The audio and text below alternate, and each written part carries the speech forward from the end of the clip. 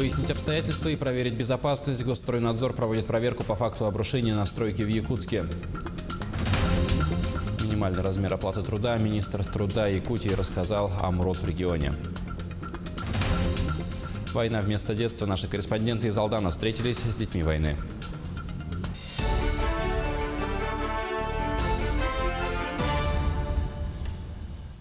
В эфире новости, в студии Павел Танин. Здравствуйте. Госстройнадзор проведет внеплановую проверку объекта на улице Якова Потапова в Якутске, школы номер 25. В минувшую субботу там обрушилась опалубка. Об этом сообщила руководитель управления Наталья Чусовская. В то же время министр строительства республики Вера Кузакова отметила, что причиной обрушения стало нарушение проекта производства работ. Как оказалось, оно произошло после стопроцентной заливки бетона в опалубку в течение часа. Стройнадзор рассмотрит наличие всех расчетов. Также будут проверены безопасность тех конструкций, которые уже возведены. Произошло обрушение по той причине, что опалубка не выдержала ту нагрузку, которая была дана.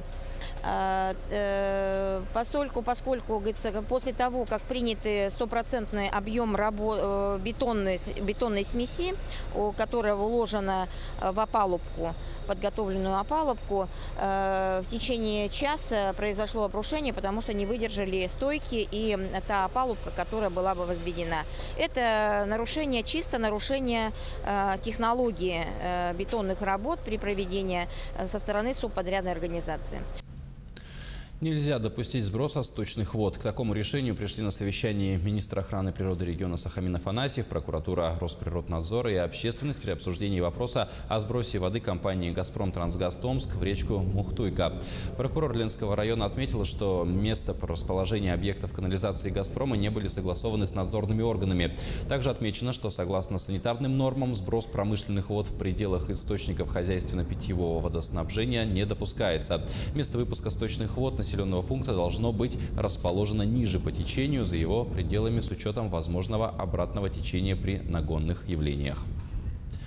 Между тем, министр охраны природы региона лично проверит загрязненный угольной пылью участок реки Чульман в Нерюнгринском районе. Сегодня глава ведомства проведет в Нерюнгре рассмотрение данного нарушения. Цитата. «Нерюнгринский комитет охраны природы проводит административное расследование по факту загрязнения. Вопрос также на контроле прокуратуры республики. В понедельник провожу рассмотрение этого нарушения в Нерюнгре. Всех заинтересованных прошу подойти на рассмотрение вопроса», написал министр на своей странице в Инстаграм. Повышение минимального размера оплаты труда является инструментом снижения уровня бедности. Об этом заявил министр труда региона Александр Михеев. С 1 января МРОТ в России составлял 9,5 тысяч рублей, а с 1 мая вступил в силу федеральный закон. Он увеличил МРОТ до 11 163 рублей и впервые сравнился с прожиточным минимумом трудоспособного населения. Однако министр подчеркнул, что данное соотношение в республике соблюдается с 2014 года. Требование распространяется и на индивидуальных предпринимателей, а гражданин, который считает, что его права нарушены, вправе обратиться на горячую линию, в инспекцию труда или в соответствующий орган при муниципалитете. Республика получила в соответствии с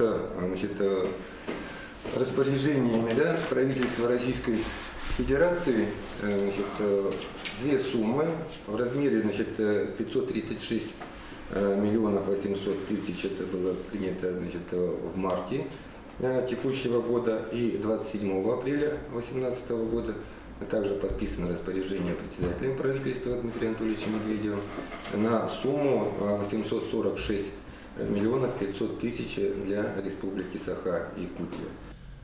В России предложили разрешить сужать ширину полос на дорогах до 3,25 метров в населенных пунктах и до 3,5 метров на магистралях за городом. Это предусматривает проект предварительного национального стандарта, который планируется принять до конца года. Новый документ также позволит сделать втрое жирнее разметку, обозначающую повороты. Разработчики уверены, что изменения помогут увеличить пропускную способность трасс и снизить аварийность. Эксперимент с сужением полос уже несколько лет проводится в Москве. В итоге пропускная способность в некоторых местах выросла, по данным властей, до 50%. И детали изготовят, и гайки закрутят, и отремонтируют автомобиль. На днях студенты Айхальского филиала регионального технического колледжа, будущие слесари-ремонтники и автомеханики соревновались в профессиональном мастерстве. Кто стал лучшим, расскажут коллеги. 24 студента соревновались за право стать лучшими по профессии ремонтник горного оборудования. Ребятам дали 20 минут на теорию, более часа на практику. Многие участники без замечаний изготовили деталь, а вот с теорией не справились. Однако сделать деталь точно по размерам и не повредить ее – это часть работы. Главное – не забыть про технику безопасности. Здесь дает это в первую очередь навыки. Чем больше человек работает и участвует в конкурсе, дает ему право получить более высокий разряд на производство. Это значит, и более высокая зарплата будет. Конкурс провели в просторной мастерской одной из школ поселка. Место, инструмент и оборудование незнакомое. Ребята волновались. Однако дело в умелых руках спорилось, и навесные ушки изготовили все студенты. Эксперты конкурса, будущие работодатели, наблюдали за каждым участником, присматривались. Хорошие ремонтники сегодня нужны на любом предприятии. Мы изначально должны этим всем заниматься, то есть уметь это делать. Это дает нам, во-первых, плюс к будущей профессии, то есть влияет на наш разряд. На ось крепится ступица колес, на ступицу крепится уже колесо при помощи шпилек либо болтов. Олег Мирошниченко смело выступает перед членами жюри. Участник конкурса рассказывает о тонкостях устройства автомобиля. Определили в колледже и лучшего по профессии автомеханик. От теории быстро перешли к практике. В гараже ребята меняли колесо на автомобиле, работали на время. Знание автомобиля – это неотъемлемая часть нашей профессии. Все это пригодится нам в дальнейшем. Кто-то из ребят, наверное, поступит в автодело, кто-то пойдет по другим профессиям, но знание автомобиля все же важно для жизни. Сегодня ребята показывают свои возможности уже на производственной практике. И, возможно, через несколько лет звание «лучший по профессии» они подтвердят, но уже в качестве работников одного из предприятий «Алроса». Оксана Мезенцева, Нария Сивцева, Сергей Маркин, телеканал «Алмазный край». Мы продолжаем. Пенсии в мае выплатят досрочно. Это касается социальных выплат в Алдане, Ленске, Мирном, Нерюнгре и Якутске. Кто-то их получил 6 мая, а до кого-то они дойдут завтра. В остальных населенных пунктах доставка пенсий будет организована в соответствии с режимом работы отделений почтовой связи. При этом пенсионеры, которые по графику получают пенсии до 9 числа, в мае получат их согласно ежемесячному графику. Начиная с 10 мая доставка будет производиться также в обычном режиме. Финансирование денежных средств пенсионерам, которые получают в кредитных учреждениях, остается тоже в прежнем режиме. Следует отметить, что если 21 число месяца попадает в выходной или в праздничный день, то финансирование денежных средств проводится в первый рабочий день после этих выходных. В День радио и накануне Дня Победы ветерану Великой Отечественной войны, генеральному директору компании «Профиль», кавалеру ордена «Знак почета», заслуженному строителю России Борису Авдееву вручили государственную премию имени Дудкина. Ее вручают за достижения в области связи и информационных технологий. Борис Авдеев проработал связистом всю свою жизнь. Под его личным руководством был разработан проект и смонтирована первая в республике автоматическая телефонная станция. В настоящее время его компания ведет строительство оптоволоконных линий связи, станций для сотовых операторов связи. Присвоение мне звания, присвоение мне премии Петра Ивановича Дудкина, государственной премии Республики Саха-Якутия, я узнал после звонка министра связи и информатики Бориса Александровича. Конечно, мне было радостно, но я хочу отнести получение этой награды коллективам, моим бывшим работникам Якутска ГТС, работникам ПМК, строительной организации ПМК 805, 16 и строителей ООО «Профиль».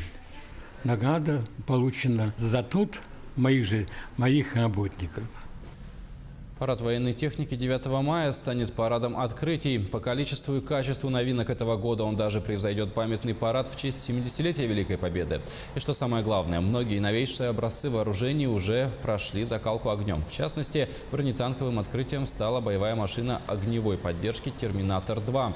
Сама концепция оказалась настолько революционной, что военные поначалу ее даже не приняли. «Терминатор», имея танковую броню, вооружен 2 30-миллиметровыми пушками и 4 управляемыми ракетами, что обеспечивает ему ураганную огневую мощь при очень хорошей защите экипажа. «Терминаторы» были направлены в Сирию, где показали себя с самой лучшей стороны. Они оказались способны не только прикрывать действия танков в городских условиях, но и выполнять сложные самостоятельные задачи. Распечатать фотографии героев Великой Отечественной войны можно в МФЦ. Центр «Мои документы» предоставляет бесплатную распечатку к шествию «Бессмертный полк». Традиционная акция, призванная почтить память о героях войны, состоится 9 мая, а завтра с 9 утра до 6 вечера в Центре «Мои документы» специалисты будут сканировать фотографии. Портреты будут оформлять в стиле «Бессмертного полка» с логотипом акции. Специалисты центра «Мои документы» отсканируют и сделают копию с любых электронных носителей. По условиям акции по одной заявке делается один портрет. После того, как оставите заявку, специалисты центра «Мои документы» пригласят вас для получения. Дыханием горя и потерь война опалила их детство. Колоссальный труд, постоянный недостаток и лишения. Оглядываясь назад, они не могут вспомнить безмятежность. Постояльцы Алданского межрайонного дома-интерната для престарелых и инвалидов и сегодня, спустя 70 с лишним лет, отчетливо помнят лики, коим им явила война. Ее они увидели, будучи еще детьми. Подробности далее.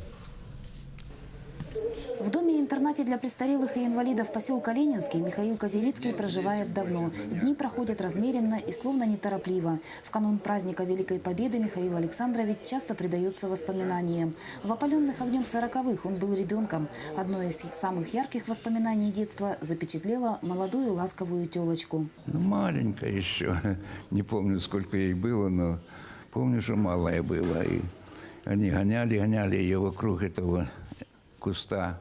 Она упала, зарезали, съели и спасибо не сказали. Такие эти бандеры были. О кровопролитных боях на передовой Михаил узнал позднее из рассказов вернувшихся фронтовиков. Жестокая смерть кормилицы семьи явила ему один из самых подлых ликов войны. Я всем желаю, чтобы войны не было, чтобы мир был. Валентина Петпанок приехала в Алдан в 1982 году. Детство прошло на Украине. Там, в родном Луганске, Валентину застала война. Отец ушел на фронт, в памяти остались лица и обрывки бесед взрослых, слезы матери и бесконечная работа. У нас было у матери 5 детей. Отец погиб. Мать живая была, но работали. Бабушка воспитывала 5 нас. Тяжело было жить в то время. Единственный сын Валентины Ивановны давно умер. Оставшись одинокой и немощной, женщина пришла в интернат для престарелых и инвалидов. Слушая репортажи и читая новости о сегодняшних событиях на Украине, Валентина Ивановна словно возвращается в детство, сквозь 70 лет непроизвольно проводя параллель между той войной и этой. Там сестричка у меня еще одна осталась.